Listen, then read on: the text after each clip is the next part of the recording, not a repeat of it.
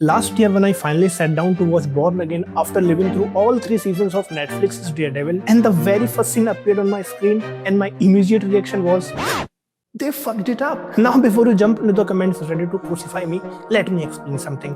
What I'm about to say will only make sense to two kinds of people.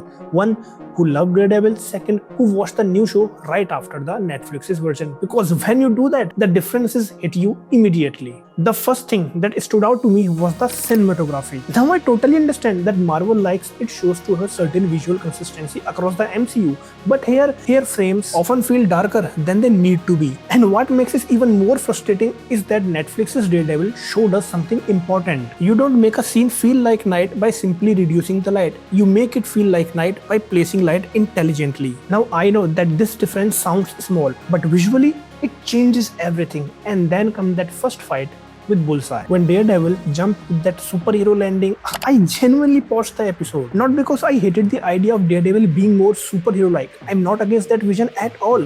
What disappointed me was how it was executed. The CGI felt rough. The VFX looked unfinished. And instead of hiding it through choreography or framing, the show often relied upon darker shots to mask those flaws. And unfortunately, that does not always work. Now, to be fair, this show does have moments where it shines. The fight sequence in episode 2 when Matt defends himself from those officers. Now that scene actually surprised me. I mean, the brutality there, he let the devil out. But even there, the editing falls back into a pattern. Fast cuts, tight and quick angles, it starts to feel repetitive. And the tragedy is that Netflix Daredevil had some amazing fight choreography. Every season the choreography improved and every fight feels like a one step forward. Here it seems like we are moving backwards. But strangely enough, where the show does work is somewhere else entirely. And that's the story.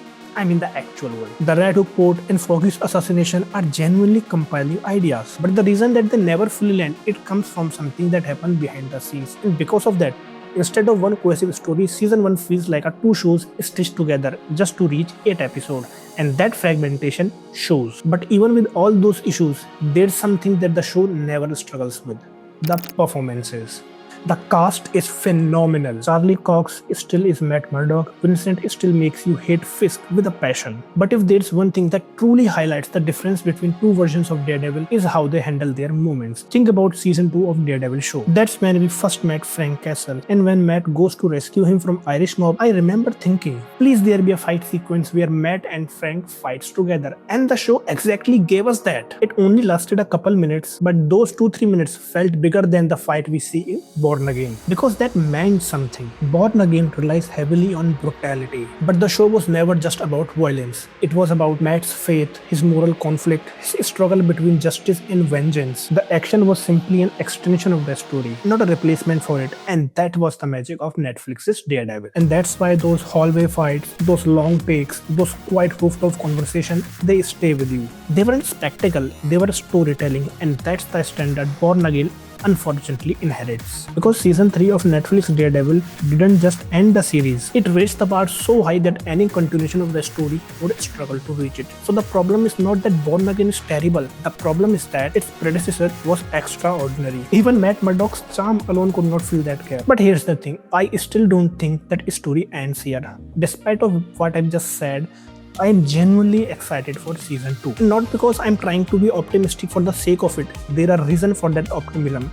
Unlike season 1, which started as a legal procedural under one creative team and then shifted into darker crime drama under another, season 2 is built from the ground up under a single vision. Dario, the new showrunner, is overseeing the entire season. And this time, he's in control of the entire narrative from beginning to end. And season 2 is written as a complete story, which means for the very least, the narrative should feel cohesive. And honestly, the early signs are promising. The teaser already hints that Jessica Jones is returning. Hell, Mahoney is coming back. Karen Page is stepping into more action, and that moment where Matt smiles in the middle of the fight. You know the guys are screwed. And I'm personally hoping that we get to see more swordsmanship from our favorite Salamanca himself. I mean, bring it on, baby! Because at the end of the day, no matter how critical I am of season 1, this is still Daredevil. And I love this show, I love this character, and I'm still rooting for this show to succeed. So that's my take on Born Again season 1. It's not the disaster some people say it is, but it also hasn't reached the heights of Netflix's Daredevil yet. So the real question is, will season 2 finally bridge that gap? Let me know your thoughts about season 2 in the comments, and more importantly, are you excited for season 2?